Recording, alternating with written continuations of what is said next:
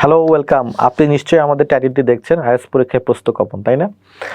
ঘটনাটা সত্য। তার পিছনে আমাদের একটি টেক্সট মেসেজ দেখেন আমাদের স্টুডেন্টদের। তিনি পরীক্ষা দিয়েছিলেন এই যে জাস্ট 18 তারিখে, এবং তার রাইটিং টাস্ক টু কোশ্চেন আমাদের কমন ছিল। আমাদের প্র্যাকটিস ক্লাসে আমরা যে প্র্যাকটিসগুলো করাই সেখান থেকে তার রাইটিং কোশ্চেনটি কি এসেছিল, কমন পড়ে এসেছিল। এখন প্রশ্ন হচ্ছে, এটা নিয়ে তো আমরা ব্যাপক অ্যাড করতে পারি, ব্যাপক অ্যাডভার্টাইজিং করতে পারি, কিন্তু সেটা এক ধরনের প্রতারণা হবে। কারণ আইএলটিএস এক্সামে কখনো প্রশ্ন কমন পড়তে পারে না। হ্যাঁ, সেটা একটা কোইন্সিডেন্স, একবার দুইবার হতে পারে, কিন্তু এটা সবসময় হবে না। কেন হবে না?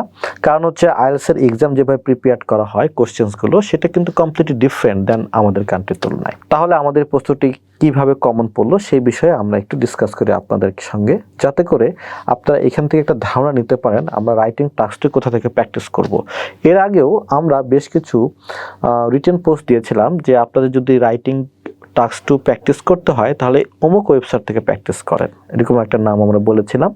এবং আসলে আমাদের এই রাইটিং টাস্ক টু কমন পড়েছে কেন? কারণ ওইখান থেকে রাইটিং টাস্ক টু আমরা কালেক্ট করে আমাদের প্র্যাকটিস ক্লাস কিংবা আমরা মক টেস্টে এক্সাম নিয়ে থাকি, কিংবা আমরা টিচ করে থাকি আমাদের ক্লাসগুলোতে। এবং তারই ধারাবাহিকতায় দেখেন আমাদের একটা কোশ্চেন কমন পড়ে গেল। কাজেই প্রায় আমি দেখি ওই ওয়েবসাইট থেকে এই কোশ্চেনগুলো কমন আসে আমাদের এই রিজিয়নে। এই ওয়েবসাইটটির নাম হচ্ছে www.howtodoielts.com। এখানে গিয়ে আপনি রিসেন্ট কোশ্চেন্সগুলো প্র্যাকটিস করবেন। হোপফুলি যদি আপনার ভাগ্য ভালো হয় আর এরকম কোইন্সিডেন্স হয়ে যায়, তাহলে আপনারও পরীক্ষায় প্রশ্ন কমন আসতে পারে। এটি হচ্ছে আইএলটিএস এক্সামের প্রশ্ন কমনের রহস্য। Patronus Education, exacting excellence.